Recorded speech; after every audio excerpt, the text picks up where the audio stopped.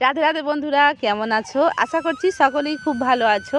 নয়নমণি সেবা চ্যানেলে তোমাদের সকলকে জানাই শুভেচ্ছা ও আন্তরিক ভালোবাসা। তো তোমরা তো প্রত্যেকেই যারা যারা আমার ভিডিও রেগুলার দেখো, তোমরা তো বুঝতে পেরেছো যে গোপাল সোনা এখন দাদুর বাড়িতে রয়েছে, মানে দিদার কাছে রয়েছে। তো সেখানে আছে। আর আজকের সম্পূর্ণ ভিডিওটা তোমরা দেখতে পাবে। গোপাল সোনার দাদুর বাড়িতে এসে সকাল থেকে রাত পর্যন্ত কিভাবে সেবাটা মানে দেওয়া হলো, আর কতই না মজা করছে, কি আনন্দ করছে, সমস্ত কিছু তোমরা এই ভিডিওর মাধ্যমে দেখতে থাকবে। আশা করছি তোমাদের সকলেরই খুব ভালো লাগবে। আর তোমরা ভিডিওটি লাস্ট পর্যন্ত অবশ্যই দেখো। এর মধ্যে কিন্তু গোপাল সোনা কিন্তু প্রচুর আনন্দ করছে আমার তিন সোনা এসে। আর এত আনন্দ করছে না, আমি সত্যি খুব ভালো লাগছে। কারণ এই আনন্দগুলো পাওয়ার জন্য গোপাল সোনাকে কিন্তু গোপাল সোনা আমাকে নিয়ে এসছে। কারণ আমার তো ইচ্ছা ছিল না যে আমি এই গরমেতে আমার গোপাল সোনাদেরকে নিয়ে আসবো, কিন্তু গোপাল সোনার মনটা হয়েছিল যে গোপাল সোনা আসবে। তো দেখো আমার গোপাল সোনাদের এখন গোপাল সোনাদেরকে এখন ওর দিদা তুলছে। দিদা বলতে আমার মামিমা। তো এখন সকালেই আমার মামিমা স্নান টান করে এসে আমাদের ওনাদের ঠাকুর ঘরেও সমস্ত কিছু কাজকর্ম করবে। তো তার আগে আমার গোপাল সোনাদেরকে তুলে নিচ্ছে। আর এটা তো ঘরের মধ্যে আমরা যেখানে ছিলাম, তো সেই ঘরে, এটা আমার মায়ের ঘর। এই জায়গাটায় এখানে একটা টেবিলের ওপরে আমার গোপাল সোনাদেরকে রাখা হয়েছে, রাত্রে শয়নে দেওয়া হয়েছে। তো সকালের সেবাটা কিন্তু মামিমা দিয়েছে, দিয়ে আর ঠাকুর ঘরে রেখেছিল। তো তখন আমি ক্যামেরাটা করতে পারিনি। সকালে মিষ্টি জল খাবার যা যা হয় সেগুলো দিয়েছি, আবার বেলাতে খাবার যা করেছিল সেগুলোও দেওয়া হয়েছে। তো সেগুলো সমস্ত কিছু তোমাদেরকে ডিটেলস ধরতে পারিনি। আর এখন চলে আসছে গোপু সোনা স্নান করতে। তো আগের দিনে কিন্তু আমার গোপু সোনা স্নান করা হয়নি, মানে জামাই ষষ্ঠীর দিনে। সেদিনে তো সকালবেলাতে আমার গোপাল সোনা তো ব্যাগটা বাড়িতে ফেলে আসার পরে খুব সমস্যার মধ্যে পড়া হয়েছিল। কারণ জামা কাপড় সব কিছু বাড়িতে ছিল, তো যার জন্য অনেক অসুবিধার মধ্যে পড়তে হয়েছিল। তো আজকের বলি, আর মামাদের পুকুরের মধ্যে স্নান করানো হবে। এত সুন্দর জল না, কাঁচের মতন। তবে আমার ক্যামেরার কোয়ালিটিটা খুব একটা ভালো না। জনকে পুকুর ঘাটে নিয়ে চলে আসা হয়েছে। এবার গোপু সোনাকে স্নান করাবে ওর মাসিমণি। আর কত না আনন্দ করবে, তোমরা সমস্ত কিছু দেখতে পারবে। আর এই যে পুকুরের জল দেখে কেউ কিন্তু লোভ সামনে থাকতে পারছে না। তো চলো স্নানটা করাই, তোমরা দেখতে থাকো। মাসিমণি মাসিমণি স্নান করাবে দাদুর পুকুরে।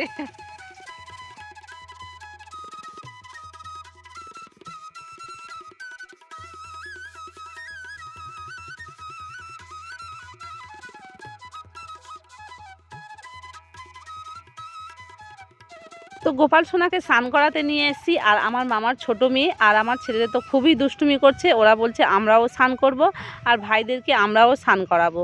তো পুকুরে জল দেখে সবারই ইচ্ছা হচ্ছে। আর এই গরমেতে, প্রচণ্ড গরমে সবারই আনন্দ হচ্ছে। আর কী বলো তো, গোপাল সোনার কিন্তু মন চেয়েছে যে সে পুকুরের জলে স্নান করবে। কারণ জানো তো, সেই যে গামলাটা করে স্নান করাবো, সেই গামলাটা বন্ধ হয়ে গেছে, রান্না বান্নার মধ্যে লেগে গেছে। তো গোপাল সোনাদেরকে এবার স্নান করাবো কী করে? বড় একটা গোপালের জন্য স্নানের পাত্র রয়েছে। আগের বছর নয়ন সোনা একা এসেছিলো, নয়ন সোনার জন্য তবু ঠিক আছে, কিন্তু মণি সোনার তো কোনো প্রকারে হবে না। আর তার জন্যে আমি বললাম যে চল পুকুরে যাব। কারণ পুকুরের জলটা আমার দেখে যেন মনে হলো যে আমার গোপাল সোনাদেরকে যদি এখানে একটু স্নান করায়, ওরা কত না আনন্দ পাবে। তো যাই হোক, আমার গোপাল সোনাদেরকে নিয়ে এসেছি। আর আমারও না ভীষণ ভালো লাগছে। আর ওর মাসিমণি স্নান করে উঠে বলছিল যে আমি কি ভিজে কাপড়ে স্নান করাবো? আমি ওকে বলেছি যে তুই ভিজে কাপড়টাকে ছাড়িস না, কারণ তুই ওদেরকে স্নান করাতে গেলে তুই নিজেই ভিজে যাবি। কিন্তু ও বললো না, যে আমি শুকনো জামা পরে যাব।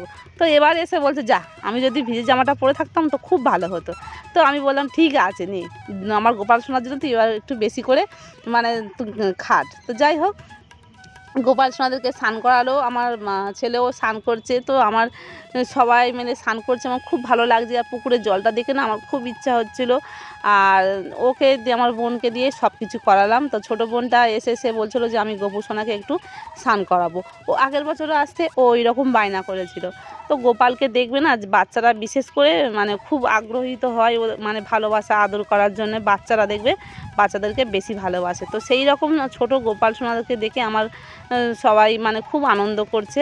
আর এদিকে আমার আমার গোপাল সোনাদের রান্নাবান্নাও কমপ্লিট হয়ে গেছে। আর গরমে না আমিও কিছু বেশি করতে পারি, কিছু কাজকর্ম করতে পারিনি। মামিমারা আছে, বোনেরা আছে, সমস্ত কিছু করছে। তো দুদিনের জন্য এসছি, আনন্দ করতে এসছি। আর গোপাল সোনাদেরকে তো আগের দিনে নিয়ে চলে যাওয়া হবে। তো সেই জন্য একটু ওরা সবাই মিলে গোপাল সোনাদেরকে নিয়ে আদর যত্ন করছে। তো চলো পুকুরে স্নানটা কত সুন্দরভাবে করছি তোমরা দেখো, আর তোমাদের কেমন লাগলো অবশ্যই কিন্তু কমেন্ট করে জানাবে।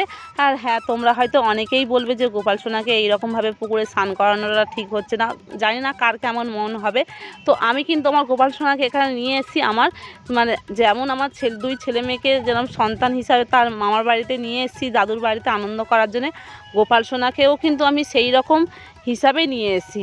তাই তোমরা কেউ অনেকে অনেক রকম হয়তো কেউ মন্তব্য করবে না যে গোপাল সোনাকে কেন পুকুরে ছোট্ট সোনাকে স্নান করাচ্ছ ভগবানকে এইরকমভাবে। দেখো আমরা যেমন মনের ভক্তি দিয়ে যেমন সেবা যত্ন করব, তো সেই রকম ভগবান আমার কাছে সেরকম বিরাজমান করবে। আর এটা যা কিছু হচ্ছে কিন্তু সম্পূর্ণ গোপাল সোনার ইচ্ছায়। দেখো আমার কিন্তু মনের মধ্যে এটা ছিল না যে আমি গোপাল সোনাকে স্নান করাবো এই রকমভাবে পুকুরে, আর হঠাৎ করে গোপাল সোনাকে আমাকে এই রকমভাবে মনে করিয়ে দিল। তো আমাকেও যেন মনে হচ্ছে যে হ্যাঁ, আমি গোপালকে এইরকমভাবে আনলে আমার গোপাল সোনার খুব মানে আনন্দ হবে। কারণ দেখো আমার ছেলে মেয়ে না গো, আমাদের ওখানে পুকুর আশেপাশে খুব একটা কাছে নেই, তো পুকুরে ওরা স্নান করতে পারে না। আর মানে যার জন্য কিন্তু ওরা এখানে আসলে পুকুরে স্নান করার জন্য খুব মানে আনন্দ করে যে মা দাদুর বাড়িতে গিয়ে পুকুরে স্নান করবো, সাঁতার কাটবো। তো আমার ছোট্ট সোনাদেরকে আমারও ঠিক এই রকমভাবে মনে হলো যে আমার ছেলে মেয়ে যেমন ওরা বলতে পারে, যেমন ওরা ইচ্ছা জাগে, তো সেই রকমভাবে আমার গোপাল সোনাদেরকে ওর দাদুর পুকুরে নিয়ে গিয়ে আনন্দ করাবো। তো যাই হোক, স্নানটা ওদের কমপ্লিট করানো হলো। আর এখানে ওদের যেসব প্যান্টগুলো ছিল সেগুলো ভালো করে ছাড়িয়ে পোশাকগুলো ভালো করে জলেতে ধুয়ে নিয়ে আর একটু গাটাগুলো মুছিয়ে দিয়ে তারপর ঠাকুর ঘরে নিয়ে যাওয়া হবে। তারপরে দুপুরে যে ভোগ আছে অন্ন সেবাটা আমার বোন একেবারে দিয়ে দেবে, আমি এখন কিছু করছি না। তোমরা সারাদিনের মধ্যে কিন্তু আমাকে একবারও দেখতে পাচ্ছ না যে আমি সেবা দিচ্ছি।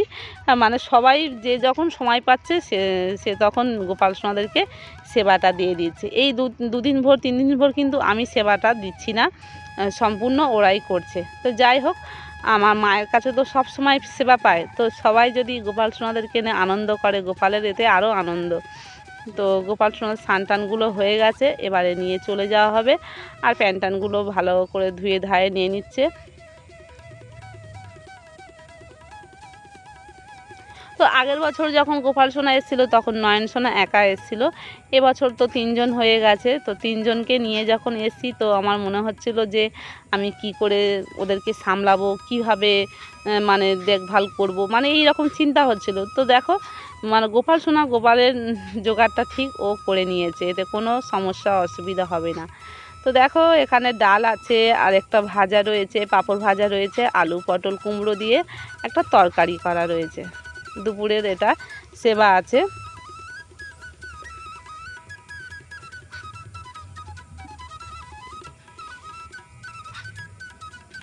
তো দুপুরের সেবাটা দেখালাম, তারপরে রাত্রে মানে বিকালে যেটা দেওয়া হয়েছে সেটা তোমাদেরকে আর দেখাতে পারলাম না। তো তোমরা কেমন লাগছে কিন্তু ভিডিওটা অবশ্যই তোমরা কমেন্ট করে জানাবে। ভালো লাগলে চ্যানেলটিকে অবশ্যই করে সাবস্ক্রাইব করে পাশে থাকা বেল আইকনটিকে ক্লিক করে নেবে। আর রাধে রাধে লিখতে কেউ কিন্তু ভুলবে না। আর তারপরে দেখো একটা ডাব কেটে দিল গোপু সোনাকে, ও দাদুর গাছের ডাব।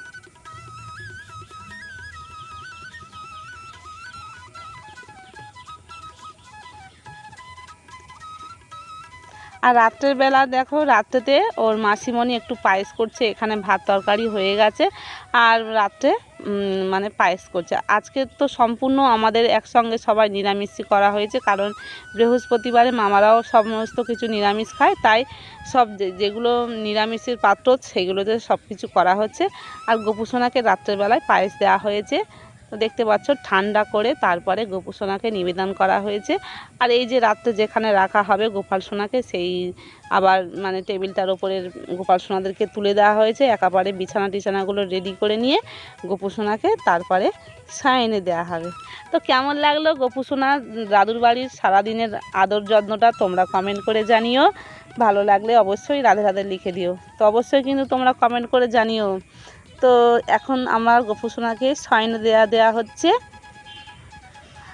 আবার পরের দিনে গোপু সোনাকে তোমাদেরকে দেখাবো ভিডিওতে। তো কেমন লাগলো কমেন্ট করে জানিও। রাধে রাধে, হরি বল।